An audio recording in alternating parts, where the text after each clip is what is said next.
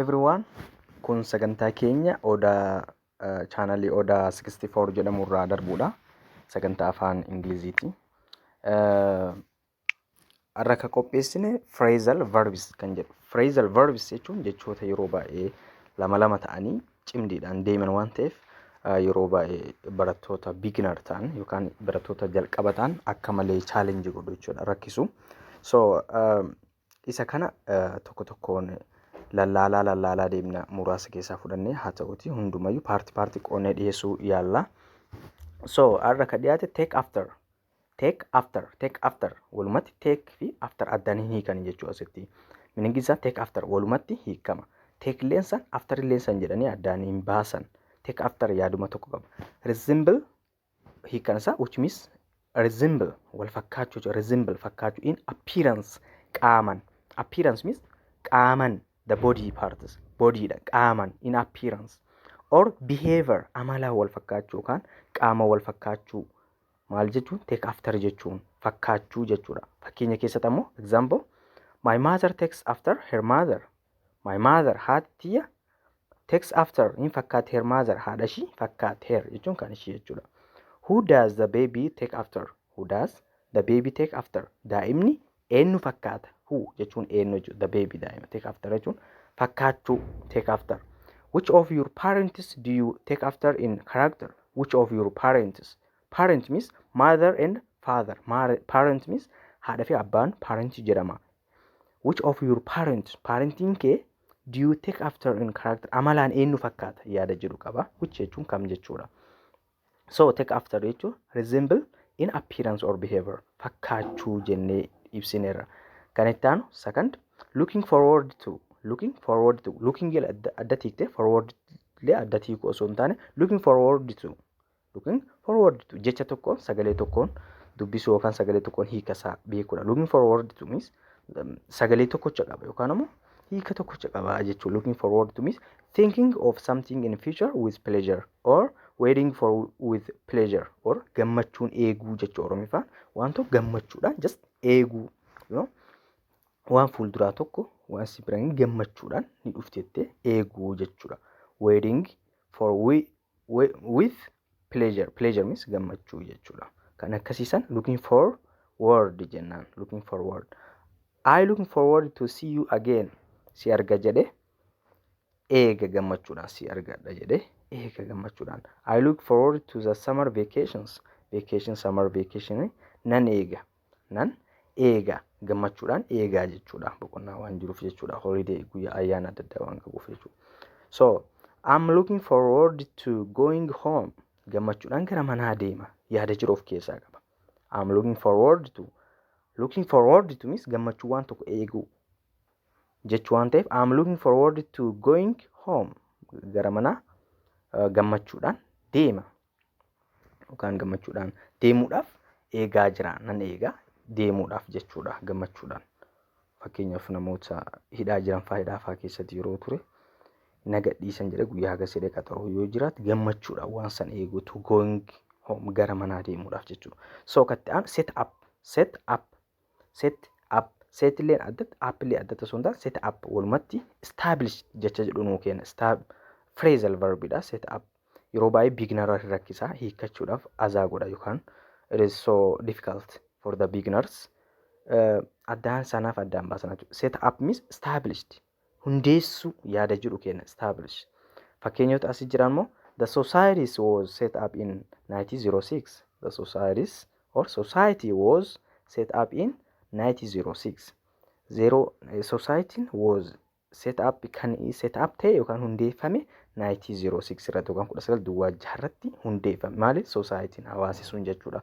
Fakkeenyi itti aan the United Nations was set up to settle conflict peacefully. The United Nations was set up to settle conflicts peacefully. United Nations nationiin tokkoomte yookaan immoo nations statein tokkoome jechuun nation yookaan waan tokkoome jechuun was set up to kan inni hundeeffame set up to kan inni hundeeffame kan inni ijaarame to settle godhuudhaaf jechuudha. Conflictii furuudhaaf peacefully karaa nagayaatiin furuudhaaf hundeeffame. Maaliif? United Nations kan jedhamu was set up to settle conflict. Settle means sorry, to settle means settle jechuun conflict furuudhaaf jechuu conflictii furuudhaaf. Settle jechuun bakka biraadha moo hiika biraa qaba. Qubachuu wayiillee ta'a garuu as keessatti to settle conflict peacefully means conflict jechuun walitti bu'iinsa. Peacefully jechuun nagayaan jechuun furuudhaaf dhaabbatee ture jechuudha.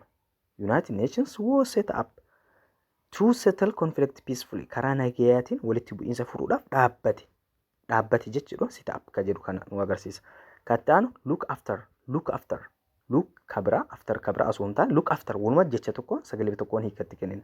Look after means take care of kunuunsuu yaada jedhu qaba. Yaada of keessatti yoo ilaallu kunuunsuu ka jedhu qaba Oromiffaan. Look after means take care of jedhu. Take care of means look after kunuunsuu yaada jedhu qaba. Example fakkeenya keessatti I reduced my working hours to look after the children. Children means ijoollee. Child run ijoollee jechuudha. I reduced ni diqqeessa my working hours sa'atii hojii sa'atii kooti to look after kunuunsuudhaaf the children ijoollee kunuunsu yookaan eeguudhaaf jechuudha.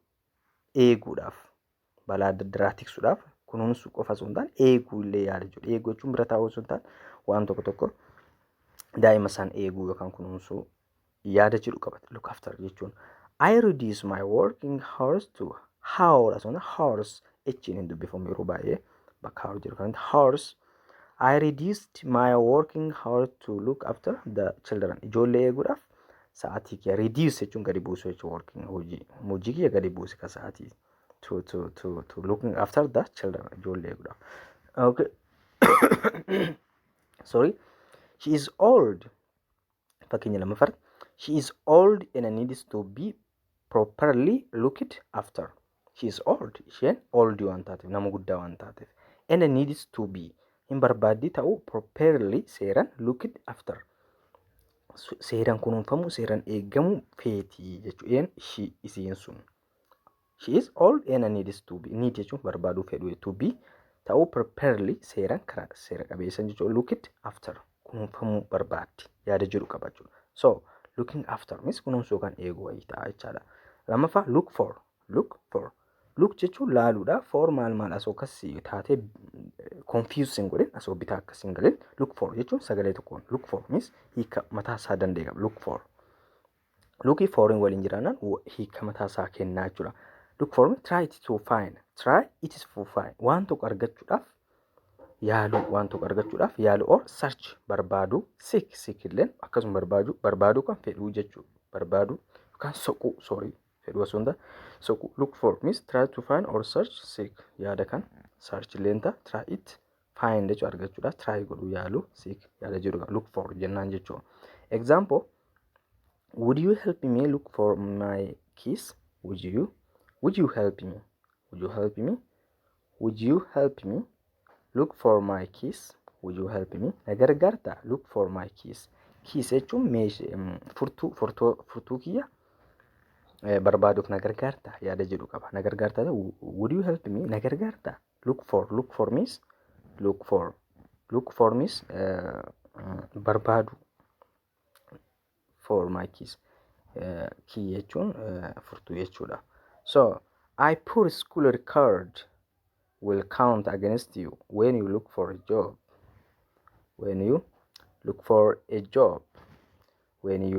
job. I poor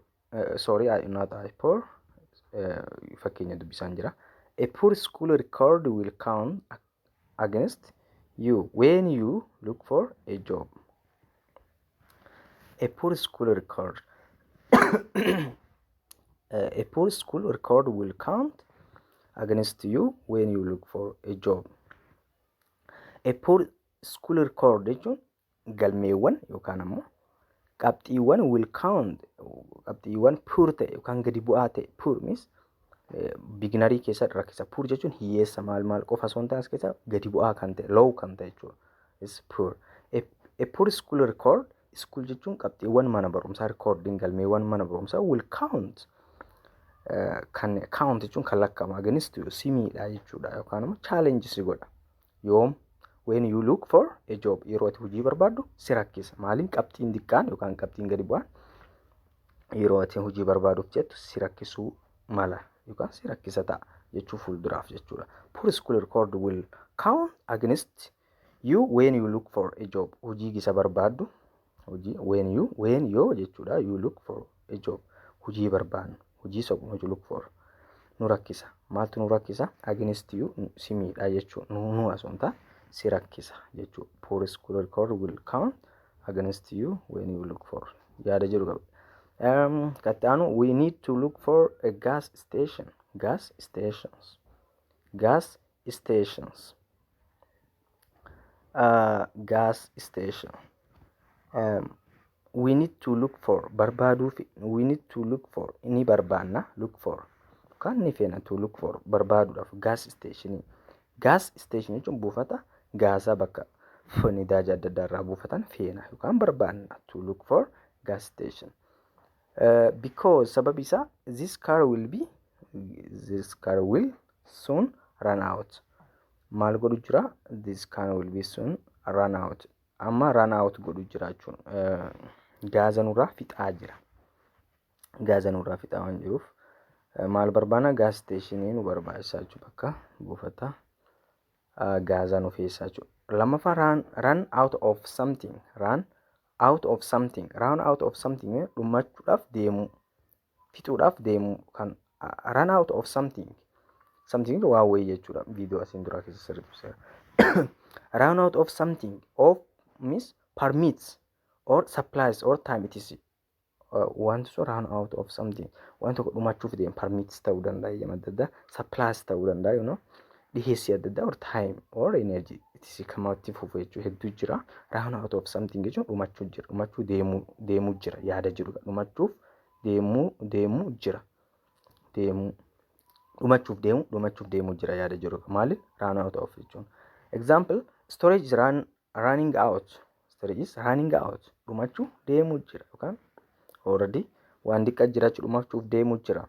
The ticket is running out. Ticketiin dhumachuuf deemuu jira. My energy is running out. Dadhabaa deemuu jira yookaan energiin kiyya dhumachuuf deemuu jira jechuudha. So running out means running fiiguu maali osoo hin taane running out jecha jedhu maal jechuudha? Dhumachuuf deemuu jira yaada jedhu bakka bu'aa jechuudha. Beginnerii akka rakkisneef jechuun nama jalqaba beginnerii jechuun barattoota jalqabaa akka rakkifne nama amma afaan barachuuf deemuu jiru rakkisaa jedheeti waan ta'eef. So carrying on carry and on walumatti carrying on jecha tokkoon dubbisna. Continue jechuun itti fufuu yaada jedhu argisiisa. Carrying on means example all we can do is carrying on the work until we finished. All we can do is carrying on the work until we finished it. Until jechuun hanga jechuun we finished it haga fixnutti itti fufnaa hunda isaaniitu itti fufuu dandeenya. Itti fufiinsan hojjechuu dandeenya. All we can do is carrying on means itti fufa or continues the work until we finished it haga fixnutti jechuudha. So carrying on means continue yookaan itti fufuu yaada jedhu qaba jechaadha. Isatti aanu we cannot carrying on conversation in such noisy room. We cannot carrying on itti fufuu hin dandeenyu. Not waan jedhu you cannot itti fufuu hin dandeenyu on conversation haasaa itti fufuunan in such noisy room. Waca ruumii yookaan immoo kutaawwan daree waca akkasii qabu keessatti haasawa itti fufuu hin dandeenye jechuudha. We cannot carrying on conversation in such a noisy means waca room jechuudha. Kattaan immoo carrying out teekar reefu maal jennee carry on jenneera. Carry out jenneera. Carry out reef carry on jenna. Carry on jechuun continuous jennee carrying out yoo jedhe xiqqoo yaada ammallee addatti hiika addaa qabatee dhufa.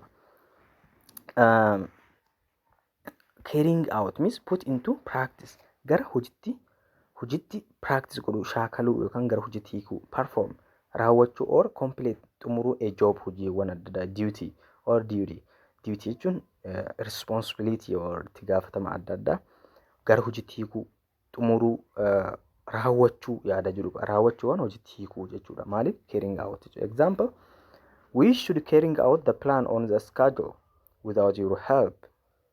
You should carrying out the plan on schedule without schedule means timetable or timetable. You should carrying out the plan on the schedule without without your help. You couldn't be able to carrying out your help. You should carrying out the plan. Hojiitti hiikuu qabda. Should jechuun qabda. You should carrying out. Hojiitti hiikuu qabda. Maali? Plan on. Plaanii karoora. On schedule without your help. Hojiitti hiikuu qabda. On schedule. Akkuma timetable-dhaan akkuma karoorri sun qabamee without your help. Hojiitti hiikuu qabda. Yaada jechuu qaba jechuudha. Kun asirraa citee I'm sorry. You should carrying out the plan on schedule. Akkaataa karoora saniitiin hojiitti hiikuu qabda. Kun asirraa cituu isaa agarsiisa. Without your help, without your help, gargaarsa kee malee, gargaarsa help jechuu without your help, we wouldn't be able to carrying out our plan. Hojii without your help, gargaarsa kee malee, we wouldn't be able to miss can hin dandeenyu. Be able to carrying out gara hojiitti hiikuu hin dandeenyu our plan karoora keenya gargaarsa kee malee gara hojiitti hiikuu hin dandeenyu. Without your help, we wouldn't be able to carrying out our plan. Carrying out means gara hojiitti hiikuu, put into practice, perform or complete the job or duties jenneerra. So kana fakkaattii viidiyoo kana irra deddeebi'uudhaan dhaggeeffadhaa. Sirriitti jala part 1 jennee jalqabneera. Phrasal verb tokko tokko dhiheessuu yaala because to some confused for the beginneridhaaf some muraa waa wahii confuse waan godhuuf sirriitti addaan baasuu yaala jechaadha. So kana fakkaata. Bye bye.